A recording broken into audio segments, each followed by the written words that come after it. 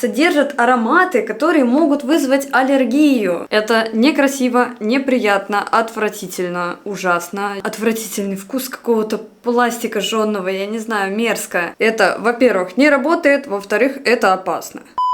В этом видео я купила набор для макияжа для детей. И сегодня мы будем проверять, возможно ли сделать нормальный мейк детской косметикой. Называется этот набор вообще-то не хухры-мухры, а Top Model Makeup Studio. Хотя я в этом уже не уверена, потому что с этой косметикой не все так просто. Этот набор не из интернета, не из магазина, я его купила на барахолке, что добавляет еще больше кринжа всей этой ситуации.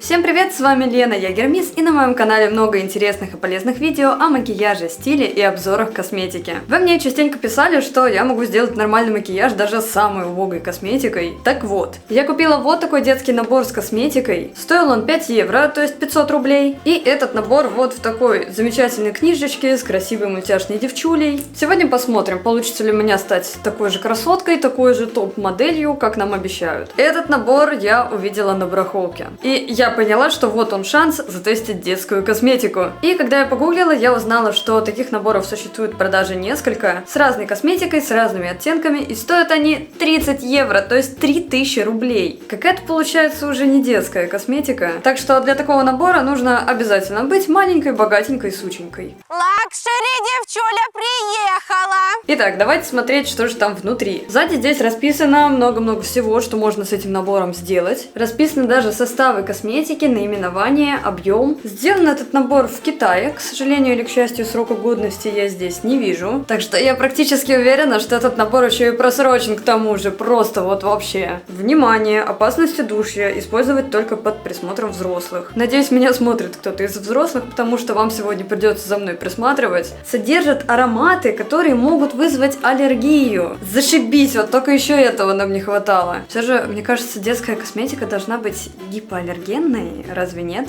К счастью, мне повезло урвать на барахолке вроде как новый набор, до сих пор никем не юзанный, и внутри он в идеальном состоянии. Вообще, в Финляндии культура барахолок очень развита, и у нас есть целые магазины, в которых можно арендовать полку, принести туда все свои ненужные вещи, обувь, одежду, какие-то аксессуары, посуду, да что угодно. То есть все это выглядит достаточно цивилизованно, ты как будто приходишь в обычный магазин, все выставлено на полочках, развешено на вешалках, и не надо там что-то где-то на улице, на грязном асфальте, на тряпке, рыть какую-то одежду. И среди всего этого бэушного богатства очень часто можно нарваться на косметику. И это меня, честно говоря, пугает. Притом там не только детская, но и самая обычная взрослая косметика. От разных брендов, начиная от люкса и заканчивая какой-то вообще непонятной дешевой китайской косметикой. В том числе бэушная, в том числе в огромных сразу запакованных пакетах. Так что, если вы хотите мой обзор на косметику, которую я нашла на барахолке, вы знаете, что делать. Оставляйте свои комментарии, если их будет много, то я сниму, потому что мне бы самой было бы интересно посмотреть, что там такое продают.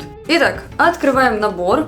И у нас там первым делом лежит бумага для выпечки. Не знаю, должна она там лежать или нет, но окей, допустим. Здесь есть целый мейкап-сет на вот таких кнопочках. Хотя бы он был закрыт специальной штукой и вроде как не открывался. И там еще есть сверху пленочка. 3 карандаша для глаз, 9 оттенков теней, 3 оттенка, видимо, румян и что-то для макияжа лица, 4 разных блеска и 4 разных кисточки для макияжа. Конечно же, кисточки я вижу, что уже выглядят на все 100 нерабочими. И также здесь какой-то блокнот, видимо, для рисования. Но перед тем, как начать мои мучения, поддержи это видео лайком, подпиской и комментарием, чтобы помочь продвинуть мои ролики на просторах YouTube.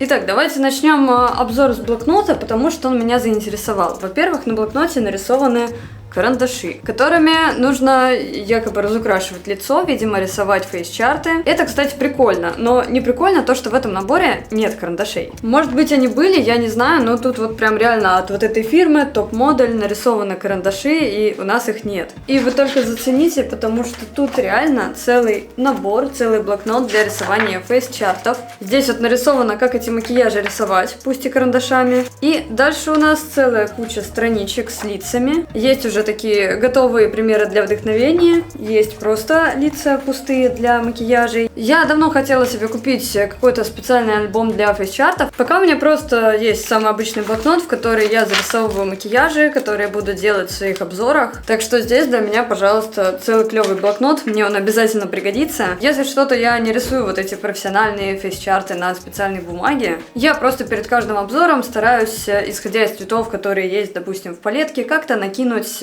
подходящие макияжи, подходящие варианты, чтобы все было гармонично, чтобы все сочеталось. По сути, мне такие фейс-чарты идеально подойдут для рисования каких-то схематичных, легких, быстрых макияжей, чтобы хотя бы для себя как-то понимать, что да как по оттенкам. Было бы, конечно, прикольно, если бы здесь были какие-то макияжи, которые можно было бы повторить тем набором косметики, которые у нас здесь присутствуют. К сожалению, тут такого нет.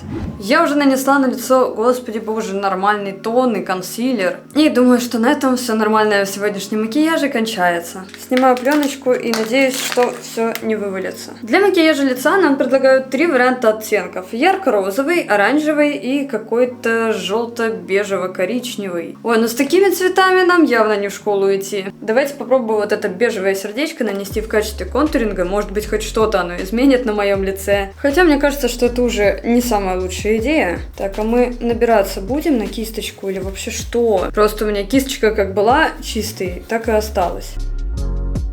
А что-то происходит вообще? Ну, вроде вот прям совсем чуть-чуть получается сделать какой-то контуринг. А, то есть эта штука, она еще и сатиновая у нас, господи боже мой. Ну да, тут все тени, кстати, сатиновые, в принципе, чему я удивляюсь. Тут еще самое страшное, случайно в блеск вот в этот угодить своей огромной кистью. Не, ну, ребят, ну, свотчи просто выглядят на миллион. Я, конечно, понимаю, что продукты для лица не должны быть слишком яркими, но вот этот коричневый, вы его видите? Я нет. Я прям уже ногтем начинаю эти тени ковырять, чтобы хоть как-то пигмент перенести. Ну как можно перенести на лицо то, чего нет?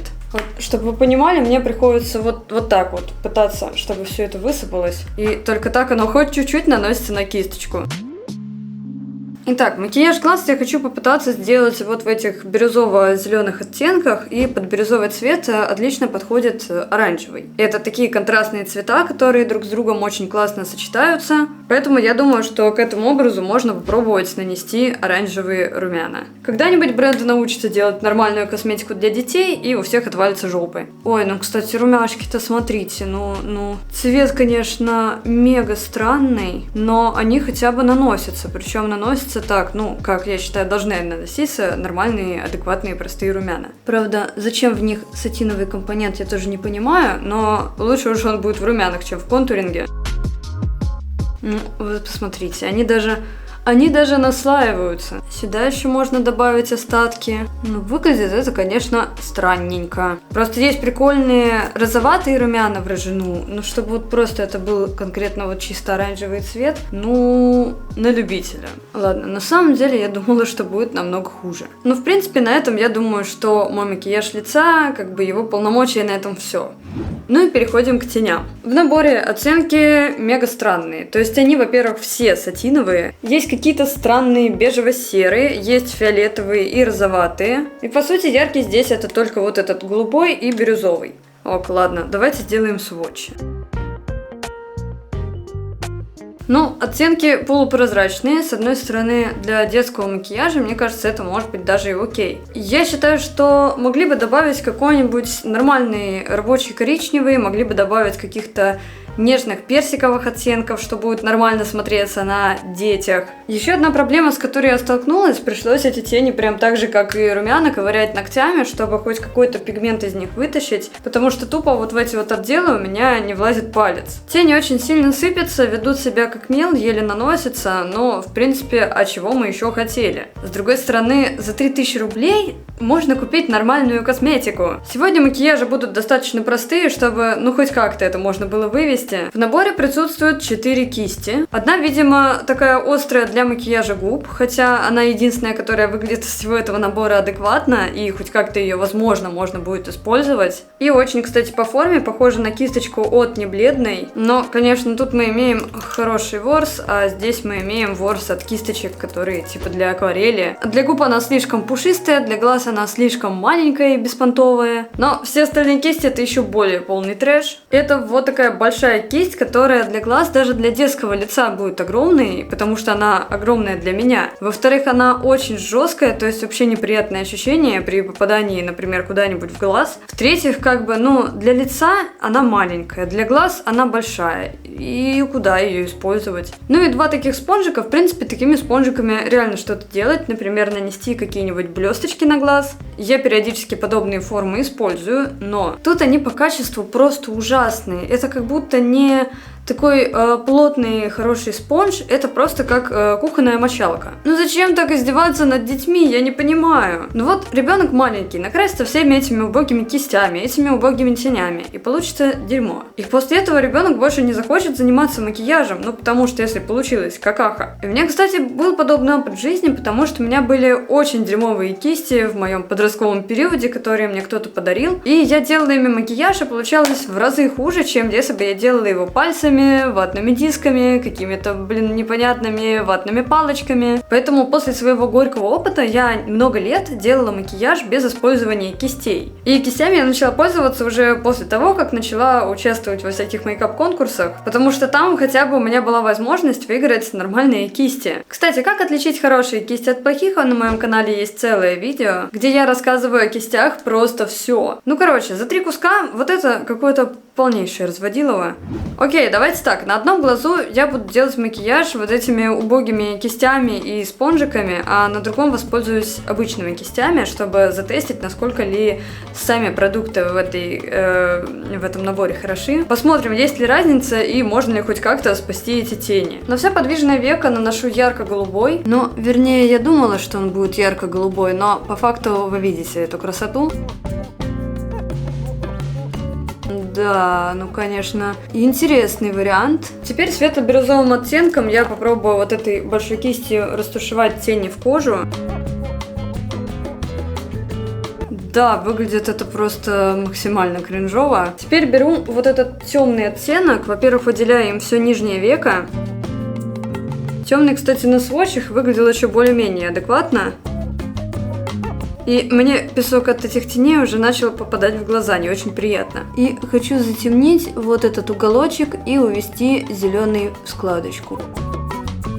Так, светло-бирюзовым еще подтушую вот здесь границу, чтобы было поаккуратнее. Просто я пытаюсь сделать какой-то полный трэш с серьезным лицом. Окей. Неудобно так еще держать эти маленькие кисточки. И это с учетом того, что у меня комплекция тела, в принципе, детская. То есть мне реально некоторые люди говорят, что я по своей комплекции похожа на 13-летнего ребенка. Соответственно, эта косметика для моих рук должна быть, более-менее хоть немного удобная. Куда-то у нас исчез голубой с верхнего века, вам так не кажется?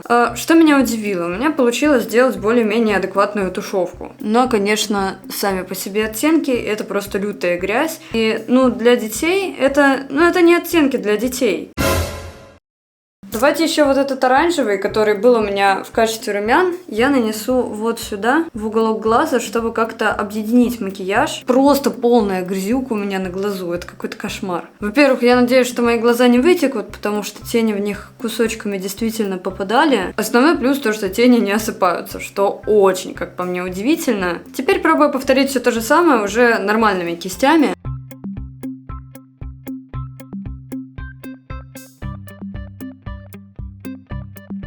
Ой, как же, в глаз попадают больно, неприятно все эти крошки. Оттенки полупрозрачные, все сатиновые, как будто все какие-то ужасные серые. И вообще непонятно, какой оттенок какой, потому что как будто бы я накрасила глаз одними тенями, потому что темный зеленый, светло-зеленый и голубой просто слились в одну какую-то серую грязную кашу. Кистью получилось сделать макияж чуть лучше, потому что не надо было вот с этим маленьким спонжиком как-то там вот куда-то подлезать пытаться. Но в плане пигментации, что кистями, что спонжами, картина примерно одинаковая. Разве что здесь у меня больше проплешин на тенях.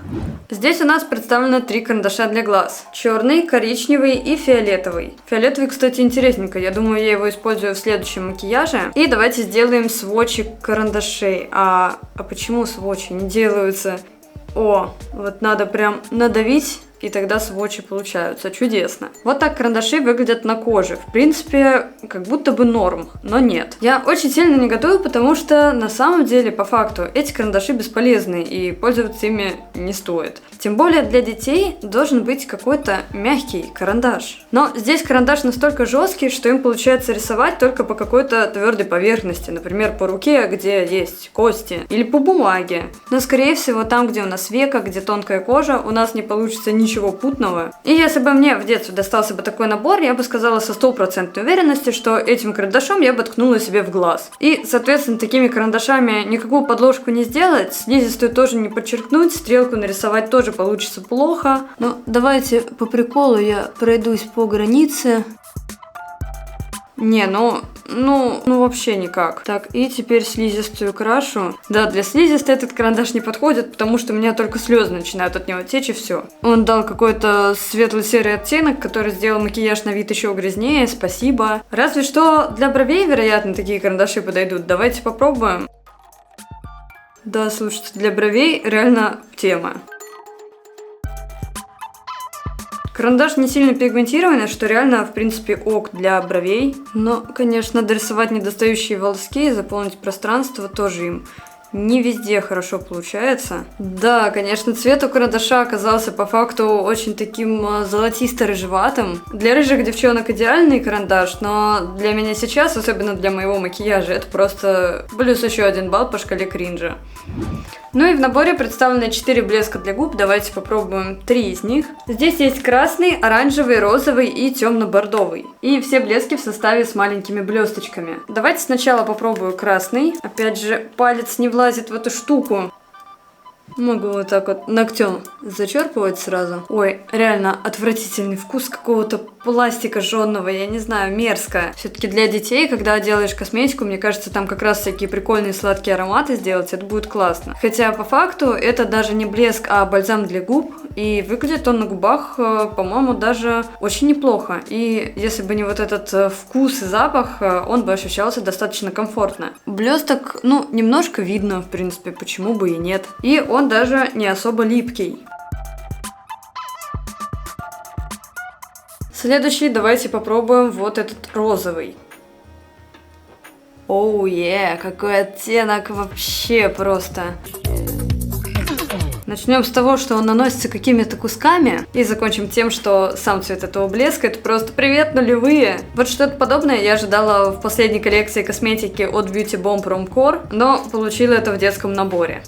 Выглядит это на губах просто ужаснейше за счет самого продукта. Плохо распределяется, где-то плеши, где-то наоборот переизбыток продукта, где-то видны складки, морщинки. Короче, он подчеркивает все несовершенства губ и добавляет еще несколько своих несовершенств. Это некрасиво, неприятно, отвратительно, ужасно. Я даже не знаю, какие еще слова можно сюда приписать. Хочется верить, что под этот макияж намного лучше всего подойдет вот этот оранжевый. Может быть, он будет хотя бы не такой жесткий, как розовый. Ну, в принципе, у нас здесь абсолютно та же самая картина. Но я даже не знаю, какой был хуже, розовый или оранжевый. Ну, для кого? Ну, это вообще... Ну не будет выглядеть ребенок так нормально.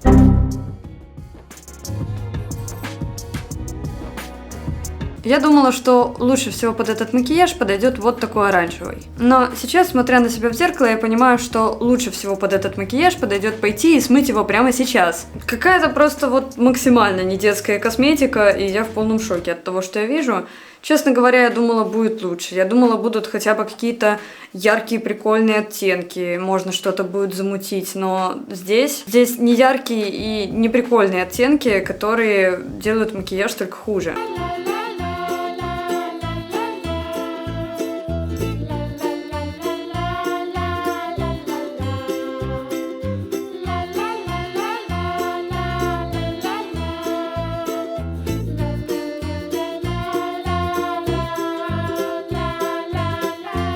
Ну что, вот такой образ у меня получился. Вам пирожки с капустой или с яйцом? Нет уж, Протов, докторской тоже нету. Мне кажется, это идеальный набор, чтобы превратиться из милой, красивой первоклассницы в 50-летнюю буфетчицу. И зачем делать настолько грязные оттенки для детей, я не понимаю. Есть же красивые какие-нибудь нежные персиковые, розовые оттенки, есть красивые какие-то глиттеры, блесточки. И как раз таки у меня есть целый большой ролик о том, как использовать голубой цвет в макияже, и там я рассказывала, почему не стоит использовать сатиновые голубые тени, потому что в большинстве палеток теней они, к сожалению, выглядят грязно и некрасиво, как у меня сегодня. Ну, короче, там целое подробное видео про голубой цвет макияжа, как его использовать, как его правильно наносить, как правильно этот макияж носить и с чем сочетать. Благодаря такому набору ребенок превратится из школьницы в другое слово на букву Ш. Я сейчас спросила мужа, как бы он отреагировал, если бы он увидел ребенка, который с таким макияжем пришел бы на 1 сентября. На что он мне сказал? Ну, в принципе, для выпускного, наверное, нормально. Для выпускного на 2 сентября. Ну, а мы идем делать следующий макияж. Все же детский макияж это не совсем про яркость, а скорее про естественность. Поэтому на второй макияж меня немного вдохновила вот эта картинка. Может быть, что-то подобное у меня сегодня получится повторить. Но сначала мы еще не тестили розовые румяна, давайте нанесем их. Пигментация у розовых румян уже на удивление хорошая. Оу, ну все. Детский нюдик у нас сегодня вряд ли получится с такими румянами. Я вот буквально совсем чуть-чуть наношу на кисть, у меня уже такое огромное розовое пятно получается. Я даже не особо понимаю, как его реально растушевать. Я была бы рада, если бы тени были хотя бы с такой пигментацией, но зачем делать такие румяна для детей? Получается прям такой макияж на свидание с педофилом. Что ж, давайте начнем с вот этого розоватого оттенка. Но перед тем, как его нанести, я хочу в этом видео попробовать, как будет макияж выглядеть на подложке. Так что я возьму такие нежно-розовые кремовые тени от Beauty Bomb. Ну вот как бы такие тени, как у Beauty Bomb, это уже хоть что-то похожее на детский макияж, а не то, что мы имеем в этой палетке. Что ж, наношу теперь сверху розовый оттенок. Ну неужели у нас тут начинает получаться хоть что-то миленькое? Добавляю его на нижнее веко. Теперь хочу взять вот такой темный серо-фиолетовый оттенок и также нанести его немного на нижнее веко, сделать его более темным и затемнить им уголок глаза. И опять это ужасное ощущение крошек в глазах. О, и все, тут уже тени начали сыпаться. И теперь все то же самое повторяю здесь без подложки. Ну и без подложки, конечно, вообще что-то еле заметное, но, опять же, для детского макияжа, может быть, это и норм. Теперь более темным оттенком я все это затемняю. Здесь у нас в макияже такой какой-то желтый или золотистый цвет, конечно же, тут у нас его нет. Поэтому я возьму вот этот светло-сиреневый оттенок, попробую его нанести пальцем на подвижную часть века, а он у нас на глазу выглядит серым. Классно. И у меня это все осыпалось на мои ресницы. Ну и можно этим цветом также тени подтушевать. И вот сюда вот в уголок века тоже эти светлые тени сиреневые нанесу. К этому макияжу я хочу добавить черную стрелочку, как на референсе. И, скорее всего, я уничтожу этим свой макияж до конца. Ну и, как видите, стрелочка не особо вообще хочет рисоваться. От жесткости карандаша у меня уже начинает болеть века. И также попробую еще стрелочку нарисовать во внутреннем уголке глаза. Сделать такую небольшую галочку. Мне кажется, это мой максимум в плане рисования стрелок на сегодня. Потому что если я хочу довести эти стрелки до идеала, мне придется елозить этим карандашом по окровавленной коже. Пигментация у него еле заметная, карандаш очень жесткий. Ну и сами стрелки получились тоже так себе. И сейчас добавлю тушь на ресницы, чтобы хоть как-то этот позор скрыть. Кстати, пока я крашу ресницы, расскажите в комментариях, пользовались ли вы косметикой в детстве, какая косметика у вас была. Я помню, что в моем детстве была косметика «Маленькая фея», конечно же. Вероятно, она даже сейчас осталась, но это не точно. Что-то там у меня было немножко из Avon. Сейчас еще вспомнила, была какая-то косметика Mia. Ну и в детском возрасте я пользовалась в основном какими-то легкими тенюшками и блесками для губ. Я помню, что достаточно быстро я уже слезла с детской косметики и начала у мамы требовать что-то нормальное из нормального магазина для взрослых. В принципе, с ресницами, конечно, издалека, может быть, это и выглядит норм. Минус карандашей в том, что они слишком жесткие и не пигментированные. Это, во-первых, во-первых, не работает, во-вторых, это опасно. Кисти для макияжа ужасные, тени все сатиновые, может быть, если бы тут были хотя бы какие-то парочка более-менее адекватных матовых оттенков, было бы лучше. Продукты для лица, наоборот, какие-то чересчур пигментированные, куда детям вот такие розовые щеки. Также здесь нет ничего блестящего и сверкающего, что лично мне сороки в детстве бы очень зашло. Потому что когда я видела какие-то блестки, я просто бежала и их скупала. У меня остался вот такой странный фиолетовый карандаш для глаз, который, как мы уже поняли, судя по его жесткости, можно будет использовать, вероятно, только как карандаш для губ. Поэтому я обвожу им контур губ. Ну, хотя тоже такая себе идея, но хотя бы чуть-чуть губы выровнять, в принципе, окей. Ну ладно, окей, оттенок достаточно красивый, но не стоит отрицать, что карандаш сам по себе говно. И все губы я покрою вот этим бордовым блеском. Буду это делать при помощи кисточки. Кстати, очень прикольный блеск, потому что мне нравится сочетание вот этого оттенка, и в составе у него очень красивые бирюзовые блестки. И я бы подобный блеск или бальзам попробовала бы в адекватном варианте от адекватного бренда. Так что если вы знаете подобный блеск вишневого или темно-бордового оттенка с голубыми или зелеными блестками, напишите, пожалуйста, потому что в рефиле это выглядит и правда красиво. Ну а на губах, кстати, тоже более-менее адекватно. И вроде здесь так же, как и с красным, не образуются на губах какие-то жесткие сгустки. Так, у меня тут уже бровь смазалась. Вау, ну, кстати, как по мне, в сочетании с этими румянами и тенями и карандашом макияж выглядит достаточно законченным и завершенным. Вот сюда бы какие-нибудь блесточки нанести, и было бы супер.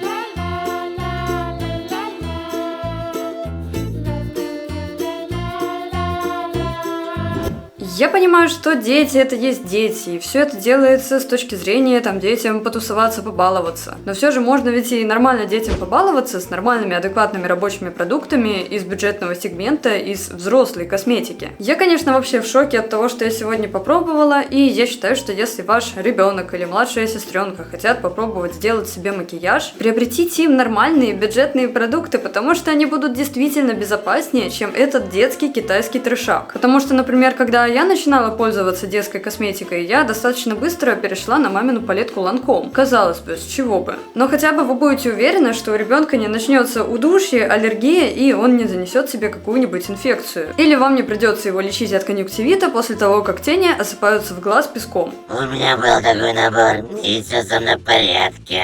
Также мне не понравилась эта тема с бальзамами и блесками, то, что они должны набираться пальцами. Потому что у детей могут быть, опять же, грязные руки, они могут грязными пальцами занести себе на губы или в рот какую-то инфекцию. В них застревает всякая шерсть, мусор, волосы. Да что уж там говорить, если сзади набора написано, что он вообще не особо-то и безопасен. Пишите в комментариях, хотели бы вы увидеть мой тест обычной косметики с барахолки. А на моем канале все еще много полезных видео о макияже, стиле и обзорах крутых коллекций косметики.